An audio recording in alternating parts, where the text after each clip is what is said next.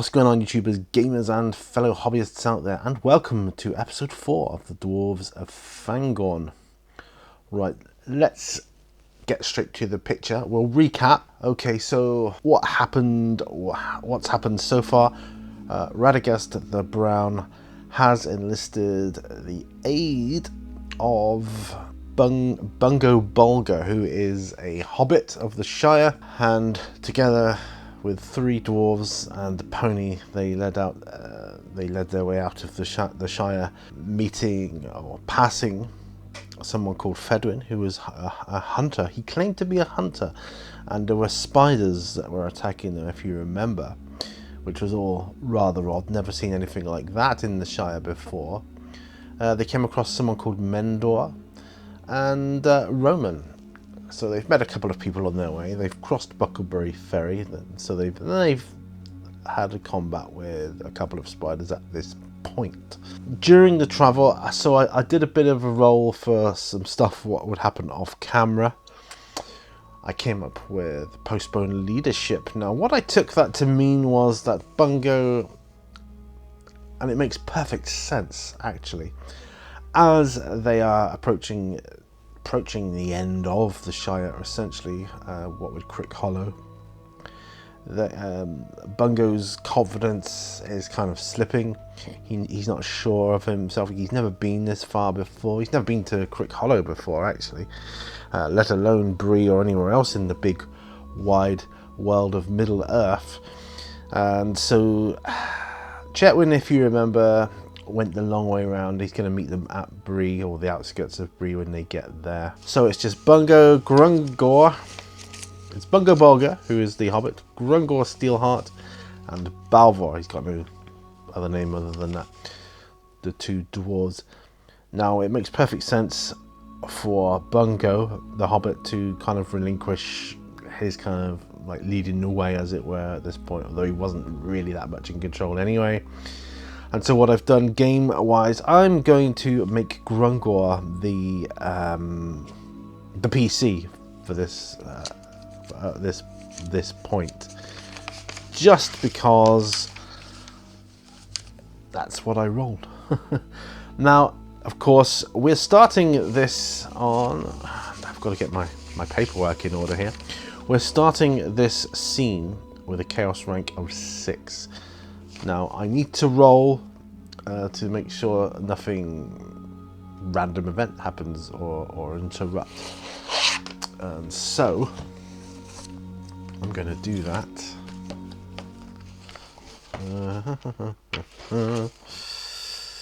Right, okay. So I roll a d10. It's a 6. Chaos factor less than the scene is modified. Yes, so yes, it is. Right, I rolled a 6, so that is an even number. So it's an interrupt scene. Now, this is what I didn't do last time, but I'm going to do this from here on in. You need to do this at every scene beginning to roll to see if it's interrupted or modified in any way. It's an interrupt. And so as we're going into Crick Hollow, right, so interrupt. So it's an interrupt scene. So event focus table. So my event focus table, as you recall, is now on the mythic variations. So I need to roll a percentile die. I score 64, which is move away from a Fred. Move away from a Fred. Okay. So moving away from a Fred, and how am I going to do that then? 18. Move. Okay, that's a promising start. 5. Move recruit. Okay. How are we going to work this? Move recruit. I've only got 1 Fred so far. Okay, got it. I'm going to take this, because you don't have to be too literal with these tables. So as Bungo's no longer kind of in charge of the party, as it were, Grungor is saying, he's kind of saying that when we get to Bree, regardless of what Radagast says, they need to recruit someone for their mission, pretty much like they've done with Bungo. So yeah, right. So when we get to Bree, we're gonna call in, or rather, you are Bungo. So Bungo would be at this point like, what? I've never been to Bree. You'll be all right, lad. That's why it'll work so perfectly. You can scout it out for us. So Bungo would be okay.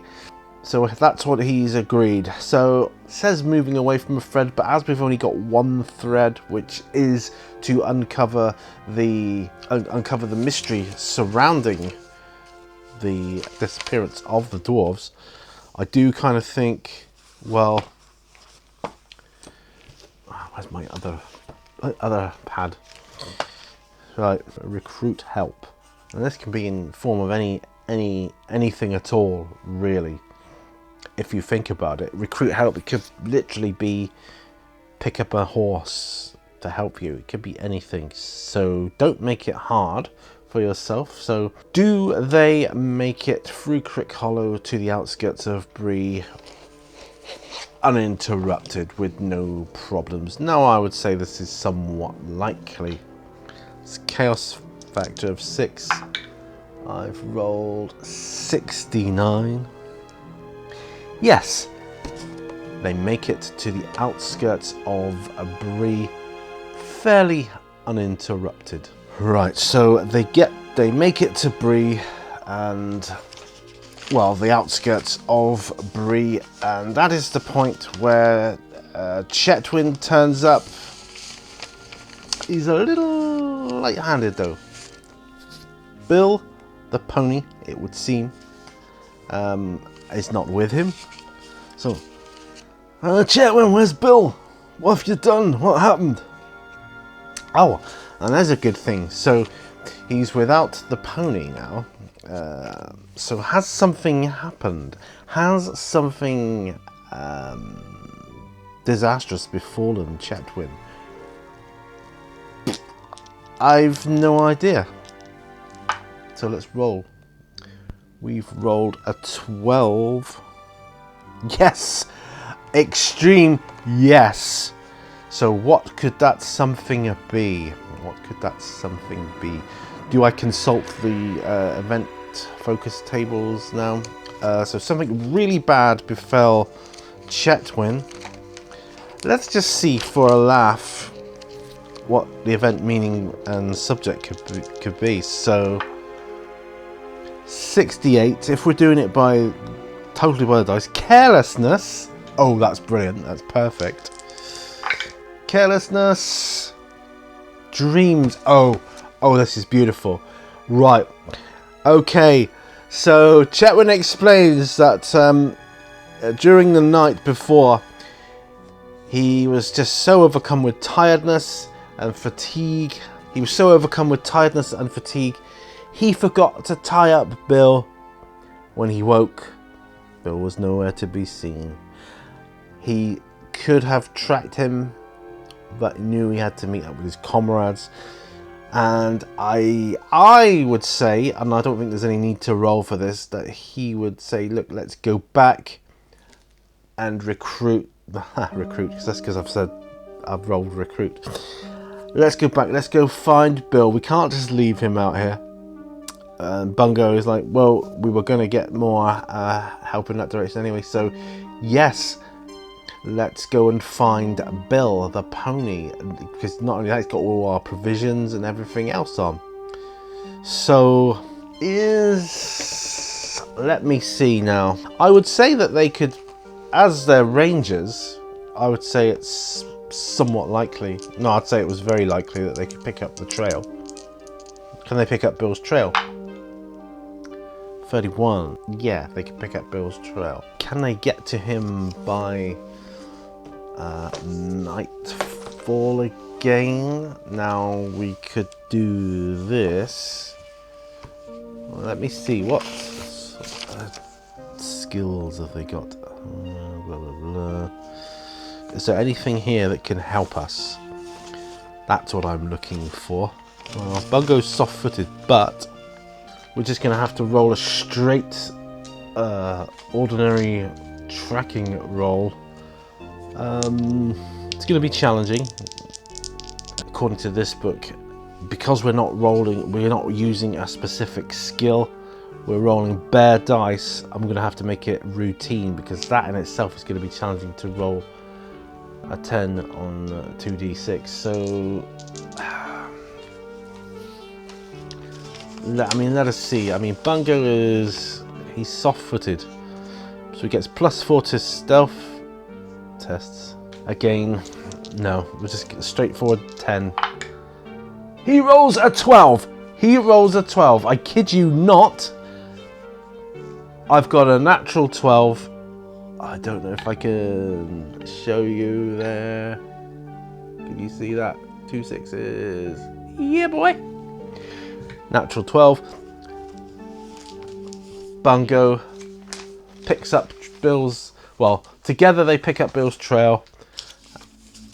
And as soon as he realizes that they're nearby, he's like, shh, he's nearby. There he is. And so is he able to coax him back to them? I would say that's pretty likely. No need to roll for that. So once again, they are reunited. Now, so they got Bill back. Cool. Are all the provisions there, though? I don't know. I have no idea. 50-50. 50-50. Chaos Fighter 6. 74. No. All the provisions are not there. So, are any of the provisions there? Okay, all the provisions aren't there. So if all the provisions aren't there, there's... The only likely scenario would be that he's been robbed but left alone. They didn't want Bill the pony, but they wanted the provisions. Now, if someone took the provisions, or did they fall off whilst he was running along? I'd say that was somewhat likely. Did the provisions fall off? 16. Yes. Yes, the provisions fallen off, and what animals, what have you, have taken them away up to their nests, whatever animals it was, and so they've lost a good half of their provisions. So not good. Okay, so that wastes the kind of rest of that day pretty much. They make it back to the edge of Bree. Now, I get a feeling that Radagast is not going to appear there like he said he would. He said he'd be waiting for them. There was no evidence of this. So they get to the edge of Bree, or the woodlands surrounding Bree. Now, as they are rangers, can they scout around, find any sort of tracks, any evidence at all that Radagast has been there? I'm not even sure what they'd look for. 50-50. Is that 16? Yeah, there's some tracks there. There's been some movement. Someone was definitely there, but we've no way of knowing how long ago or when. So Grungor basically turns to Bungo and says, "Right, lad, you're gonna have to go into Bree, see if you can find out any information." Well, why can't you go? Dwarves not exactly welcome there now. Just the way things are these days. And we stand out like a sore thumb. True, you're not exactly common, but they won't even look at you. Bungo's like, okay. So he grabs... They scrounge a few coins together so that he can at least go to an inn and get a drink, whatever. Just scout out. That's what you gotta do. So, okay, so Bungo goes up to the gate of Bree and knocks on the gate, and the same thing happens that happens in Lord of the Rings. The top thing opens, no around. Opens the next one. Ah, oh, hello, a hobbit. On your own? Yes. Oh, what's the weather doing? And what time of day is this? This would be late in the evening. I would say it's late in the evening. We'll say 10 o'clock. What is the weather doing? I've no idea.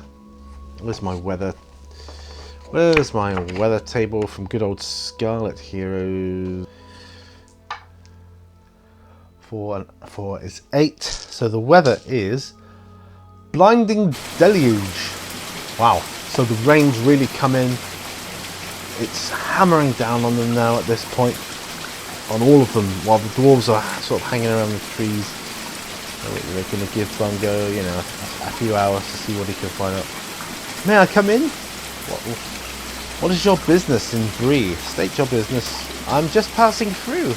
My business is my own. Fair enough, Master Hobbit. You may come in. So we hear with the bolts being pulled back and the gate opening. Right, come in. He's got the lantern. He does the old, my job to ask questions. You know, all this kind of thing. So it's pretty much pitch black out there. There's a couple of torches under cover which are flickering, like as the wind blows the rain across them. They're almost being blown out. The kind of watch person's got it's like a proper lamp. It's encased, so it's still alive. Right, you may want to wait for the inn just up the way there. Right, okay. Thank you, sir. And he scurries off towards. Now, as I recall, the Lord of the Rings, when they got to Bree, it was night time. There was still a lot of people on the streets. Now, does he go straight to the inn? Would Bungo go straight to the inn or not? Bungo goes straight to the inn or not? I think he would think that's probably his best bet, because although he's in foreign land, as it were, he's not been there before. He is at least used to what the inside of an inn would look like. So he finds the inn, I would say, no problem. There's a few people passing through the streets. They're hurrying because, you know, they've got their cloaks over them and their hoods up and whatever. I would say nothing happens to him here. Nothing untoward. Rain is really hammering down. So obviously, dwarves outside. They've made a kind of makeshift. The one thing on Bill that's left. Wizards are gone, but there's kind of like a little bit of a tarpaulin in which they've hammered into the ground with sticks, and they've made a little bit of a makeshift camp. They can't get a fire going; it's just too wet. But and they've gone under a cover of trees as much as they can, whilst Bungo. I may do this mistake several times. Sorry, guys. Whilst Bungo is off in Bree. Right, so he makes it to the inn, Bungo, and he walks in now. As he walks in, what's his initial impression of this? Does he see anyone immediately? I would say the chances are not very likely. I'll say unlikely. 54. No, he doesn't see anybody immediately. So he makes his way, he goes up to the barman, who is a young barman butterbur. He goes, "Excuse me, barkeep." He sort of looks over, he's wiping his ass. "Oh, hello. How may I help you, Master Hobbit?" "May I have a drink, please?" Gives him a coin. "Ale?" "Yes, please." So he pours him up a drink. "So, what brings you to Bree, Master Hobbit?" I'm I'm looking for a friend of ours who said he would be, well, we were told to meet him outside of Bree, in by the trees. It's an odd place to meet. Anyway, yes, he likes the outdoors. He's the outdoorsy type. Anyway, I thought, as it was raining so hard and the weather was so awful, he might have come inside Bree and, I don't know, procured a room or something? What's his name? Now, at this point, Bungo is not sure, he hasn't been told to keep things like that secret, so no, he's just going to come out with it. Oh, his name is Radagast. He's a wizardy type. Barleyman's like, wizards? We ain't got no wizards around here. I do recall an old man dressed in grey with a large pointy hat. Gandalf, I think he was called. Oh, has he been in? No, I haven't seen him for a long, long time. Still, your best bet's to go and sit by the fire and dry yourself off. Thank you, sir. He takes his drink. He moves over. There's a seat by the fire, which is, roaring at this point. So he sits at a seat, not like right next to it, but it's near enough that he can feel the. He's got a little table, and the fire's roaring. And at the moment he's thinking to himself, "Well, I'm better off than my comrades outside." But really, I need to be finding some help. We need someone to guide us back. Not to guide us to Fangorn, because I think they know the way. That's where they come from, after all. But someone that can take care of themselves. You know, they're pretty good with a sword. So he's sipping his drink. He's looking around. Now, I would imagine in an inn. Well, first of all, is it crowded? And I would say somewhat likely, being that it's raining. 61. Yes, it's pretty crowded. So he should be able to find what he's looking for in here. An adventurer type. Has he drawn any attention to himself? Being small and uncommon, you don't see hobbits in Bree very often, and certainly not in their inn. So has he drawn any attention to himself whatsoever? I would say it was somewhat likely. 29. Yes, he has. So someone is watching him. Is that someone? I want to ask, are they good or bad? Is he being watched by friendly eyes? Or no, what's the best way to word this? Whoever's watching him, do they mean to cause him harm in some way? I don't know. I have no clue. 88. 50-50. No. So he's being watched by someone. Does he spot whoever's watching him? No. What's he got here? He's got swiftness. Nope. It says reactions. Perception 9 + 1. So he's got a +1 in his perception. Is he able to spot? I'm gonna have to give it a routine. 4, 5, 6, 7, 8. No, he doesn't spot anyone. So he's just sat there sipping his beer or his ale or what have you, thinking to himself, how am I going to find someone here? So as he's sitting there looking into the flames of the fire, warming himself up, sipping his ale, he doesn't see someone pull out the chair next to him and slam down their pint of ale next to his. Mind if I sit here? And that's where we're going to leave it. Who Who has pulled up a chair alongside Bungo? I don't know.